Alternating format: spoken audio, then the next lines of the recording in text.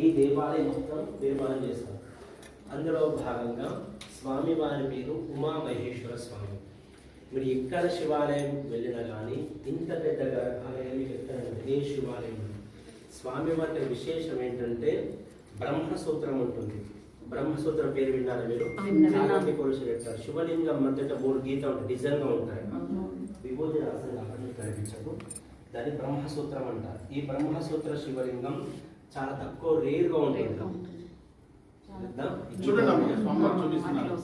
దీన్ని బ్రహ్మసూత్రం అంటారు. ఒకసారి మీ యూట్యూబ్లో కొట్టి చూడండి, బ్రహ్మసూత్ర శివలింగం కొట్టండి, మనకు అర్థమైపోతుంది మనం ఎందుకు వచ్చామా ఇక్కడికని. చాలా చాలా విశేషమైన దేవాలయం అన్నట్టు. అందులో భాగంగా ఈ బ్రహ్మసూత్ర శివలింగం చాలా తక్కువ రేర్గా ఉంటుంది. ఈ శివలింగాన్ని మనం ఒక్కసారి అభిషేకం చేసుకుంటే 1000 సార్లు చేసే ఫలితం వస్తుంది. ఒక్కసారి అభిషేకం చేస్తాం. చాలా విషయమైన దేవాలయం. అందులో భాగంగా కింద 3 స్టెప్స్ ఉన్నాయా, దాన్ని పానమట్టం అంటారు. ఈ పానమట్టం మీరు గమనిస్తే ఇక్కడ శివాలయంలో కానీ పానమట్టం ఒక సింగిల్ ఒకటే ఉంటుంది, ఇక్కడ మాత్రం 3గా ఉంటుంది. స్వామి వారి పైన అమ్మవారి శ్రీ చక్రం ఉంటుంది, పైన స్టార్ ఉంది అమ్మవారి శ్రీ చక్రం. నెక్స్ట్ వచ్చాము ఆ 4 మధ్యలో వచ్చి మనకి మధ్యాహ్నం పూట 12 నుంచి 1 మధ్యలో మనకి ఏంటంటే సూర్యకిరణాలు పడతాయి. శివలింగం మీద స్వామి శక్తి చాలా ఉంటుంది. ఇలా పడితే మధ్యాహ్నం 12 నుంచి 1